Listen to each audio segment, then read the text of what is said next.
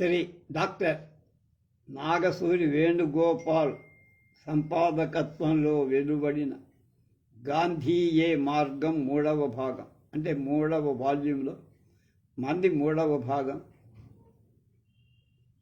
24/9/24.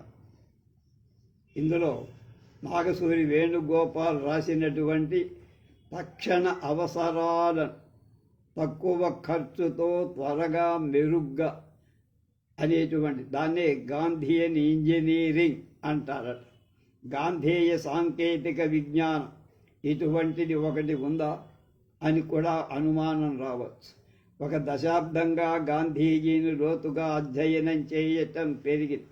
ప్రఖ్యాత శాస్త్రజ్ఞులు RA మహేల్కర్, CK Prahlad గారు గాంధీయన్ ఇంజనీరింగ్ అనే పదప్రయోగాన్ని చేయటమే కాదు, అదేమిటో, అది ఏ విధంగా విభిన్నమో, ఎలా ప్రయోజనకరమో వివరించారు.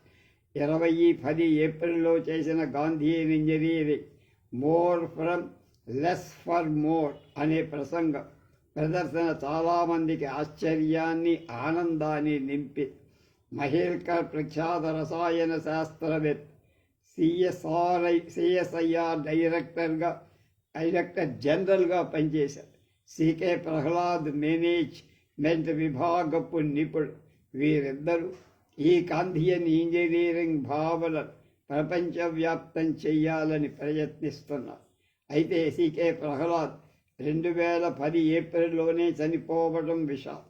తక్కువ వనరులను ఉపయోగించుకొని పొందే ఫలితం ఎక్కువ మందికి తోడ్పడాలనేది ఇందులో సూత్రం.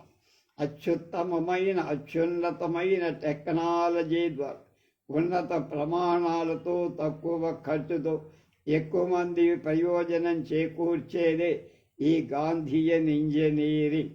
ఇది సాధ్యమా? ఈ టెక్నాలజీ గురించి గాంధీ భావనలు ఏమిటి అనే ప్రశ్నలు రావచ్చు.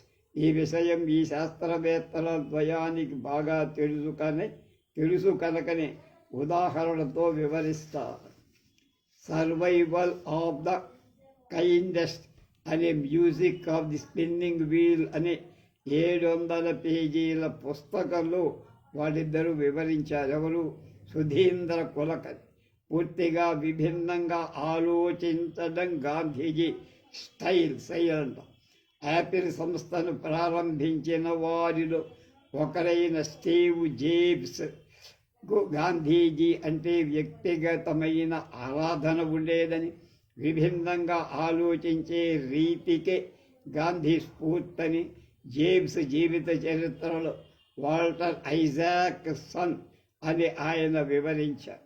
పరిశోధనలో ప్రయోగాల పేరిట జంతువులను, రకరకాల ప్రాణులను చంపడం గురించి తీవ్రంగా వ్యతిరేకించిన గాంధీజీ ఒక మాట అన్నారు. రక్త ప్రసరణను కనుక్కున్న శాస్త్రవేత్త ఎంత జీవహింస చేసి ఉండాలి అనే ప్రశ్న.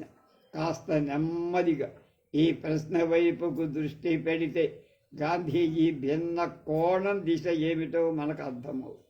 మహేల్కర్ ప్రహ్లాద్ ద్వయం గాంధీయన్ ఇంజనీరింగ్లో ఇన్నోవేషన్ను ఇలా వివరిస్తారు. Doing things differently, making a big difference and making the impossible possible. విభిన్నంగా చేయడం, అసాధ్యమైన దాన్ని సుసాధ్యం చేసే పనులు గొప్ప తేడాతో సత్ఫలితాలు రాబట్టడం, అది ఆ ఆలోచన. మహేల్కర్ ప్రహ్లాద్ గారు ఇచ్చిన 5 ఉదాహరణలలో మొదటిది ఏమిటంటే, పికే సేథి అనే ఆయన నేతృత్వంలో రామచంద్ర శర్మ కృత్రిమ పాదాన్ని రూపొందించారు. అమెరికాలో అధమ పక్షం $12,000 అయ్యేదని. జైపూర్ పాదంతో దీన్ని జైపూర్లో తయారు చేయించారు. కేవలం $30 ఖర్చుతో 10 రెట్లు మెరుగైన ఫలితం సాధించారు. అటువంటి ఆవిష్కరణలు గాంధేయ సృజనాత్మక సాంకేతిక విజ్ఞానంతోనే సాధ్యం. మన దేశంలో సంపూర్ణ మనకు ఆ అమ్మాయి ఉందిగా, నాట్య మయూరి అంట, ఆమె కూడా కాలు వెదిగితే జైపూర్ కాలు పెట్టారు, జైపూర్ ఫుట్ అంట. మన దేశంలో సంపూర్ణ అక్షరాస్యత సాధించాలంటే కనీసం 20 ఏళ్ళైనప్పుడు సంప్రదాయ పద్ధతిలో అక్షరమాలతో ప్రారంభించకుండా పదాలు నేర్పడంలో మొదలుపెట్టి 2 నెలలలో కనీస జ్ఞాన తక్కువ ఖర్చుతో పొందొచ్చు. దీన్ని ఎఫ్సి కోహ్లీ అని ఆయన రూపొందించారు. దీన్ని గాంధీయన్ ఇంజనీరింగ్ 2వ ఉదాహరణగా మహేల్కర్ చెప్పారు. ఎస్సి కోహ్లీ ఎవరు? టీసీఎస్గా పిలువబడి టాటా కన్సల్టెన్సీ సర్వీస్ సంస్థాపకుడు. తక్షణ అవసరాలు తక్కువ ఖర్చుతో త్వరగా మెరుగ్గా సాధించటమే గాంధీ ఆలోచన విధానం. గాంధీజీ చాలా విస్తృతంగా విరివిగా మాట్లాడు, విభిన్నంగా జీవించారు, త్వరగా స్ఫూర్తి పొందచ్చు. అయితే ఆయన ఆలోచనలు పూర్తిగా బోధపడటం కష్టం. మనతో సహా మొత్తం ప్రపంచం గాంధీని ఆలస్యంగా అర్థం చేసుకోసే ప్రయత్నం చేస్తుంది. గాంధీజీ జయంతి అంతర్జాతీయ స్థాయిలో అహింసా దినోత్సవంగా మనం పాటిస్తున్నాం.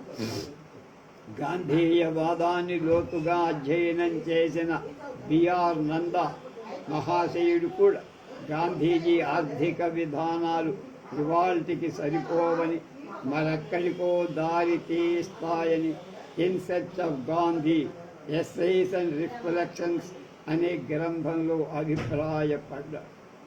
తర్వాత 1941 డిసెంబర్ 13 దీనికి జవాబు గాంధీ చెప్పినట్టు constructive programme is meaning and place అనే చిన్న పుస్తకంలో దానికి సమాధానం. ఖాదీ గురించి చెబుతూ గాంధీ చాలా వ్యతిరేకత ఎదుర్కొంటున్నారు. ఈ రకంగా సాగితే రావాల్సిన స్వాతంత్రం నడి సముద్రంలో మునిగే నావ అవుతుంది. దేశాన్ని తిరోగమనంలో నడిపిస్తున్నానని చాలామంది భావిస్తున్నారు. ఇంకా అంటారు, కాంగ్రెస్ పార్టీ చర్ఖాను సులువుగా ఇష్టంగా ఆమోదించిందా అని ప్రశ్నించి కేవలం తన కోసం భరించింది, కానీ దీని అంతర్గత ఉద్దేశం బోధపడి కాదు గాంధీ అన్నారు. ఆయన వాస్తవికవాది.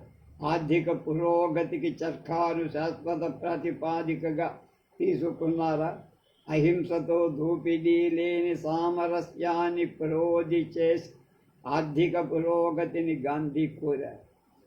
దీనికి తగిన ప్రత్యామ్నాయం వస్తే స్వీకరించడానికి సిద్ధంగానే ఉన్నారు. కనుకనే 1920 దశాబ్దంలో చర్ఖాను మెరుగుపరిచే ఇంజనీరింగ్ ఇన్నోవేషన్ ఏటా బహుమతులు ప్రవేశపెట్టారు. ఆ బహుమతి మొత్తం 10 సంవత్సరాలలో 5,000 నుంచి 1,00,000 దాకా పెరిగిందని గుర్తుపెట్టుకోవాలి. ఖాదీ అనేది కేవలం వస్త్రం కాదు, అదొక భావన, ఒక ఆదర్శం, ఐడియల్ అంటారు. దీన్ని అర్థం చేసుకోవడం తేలికేం కాదు. కనుకనే ఆయన గతించి 7.5 దశాబ్దాలు అయిన 70 ఏళ్ళపై అపోహలు కొనసాగుతుంది. If non violence is the law of our being, the future is with women అని కూడా గాంధీ ఆలోచన. అహింసే మన జీవన విధానం అయితే భవిష్యత్ అంతా స్త్రీమూర్తిదే అంటున్నాడు ఆయన.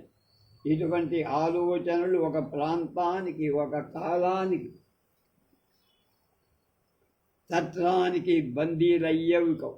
కనుకనే హింద్ స్వరాజ్య గ్రంథాన్ని సవ్యంగా అర్థం చేసుకోలేకపోయామని సుధీంద్ర కులకర్ణి అభిప్రాయపడి ఊహాత్మకంగా సాగిన ఇద్దరి సంభాషణ ఈ 275 పేజీల హిందూ స్వరాజ్ ఇంగ్లాండ్ నుండి దక్షిణాఫ్రికా వెళుతున్న గాంధీకి డాక్టర్ ప్రాణ్ జీవన్ మెహతా మధ్య జరిగిన చర్చ తర్వాత గాంధీజీ కేవలం 4 రోజుల్లో పుస్తకంగా రాసేశాడు. మధ్యలో కుడి చేయి సహకరించకపోతే సుమారు 40 పేజీలు ఎడం చేత్తో రాశారు. గాంధీజీ తర్వాత ఒక 60 లైన్లు తీసేసేశారు. అక్కడక్కడ కొన్ని పదాలు మార్చడం మినహా మరీ మార్పు అందుకని ఈ పుస్తకంలో సైన్స్, టెక్నాలజీ, ఆధునీకరణ వంటి విషయాలు చర్చిస్తారు. గాంధీ సరిగ్గా అర్థం చేసుకోలేకపోతే సమస్యలు చాలా ఉన్నాయి.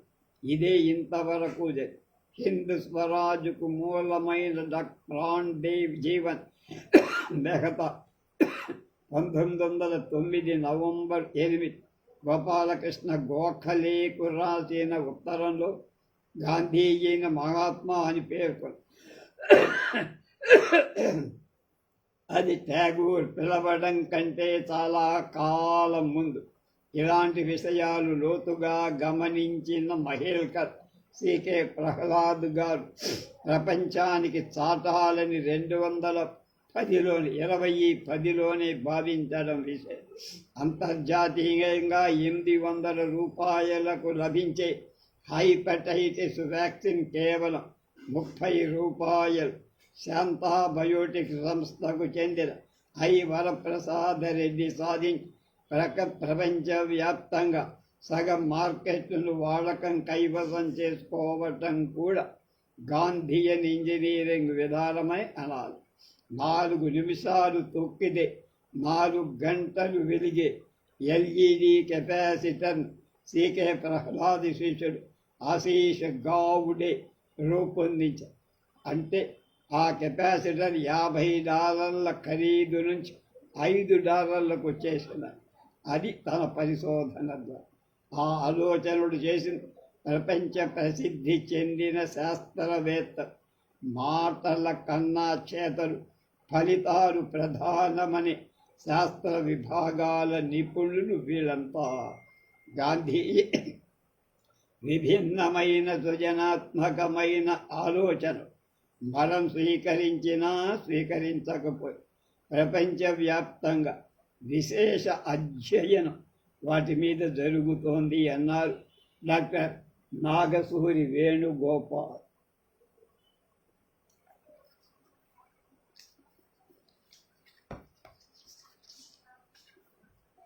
రేపు అహింస ఇప్పుడు సాధ్యమా? ఆంగ్ల మూలం దేవదత్ పట్నాయక్, అనువాదం చేగొండి చంద్రశేఖర్. అది రేపు ఏమిటో తెలుసుకుందాం.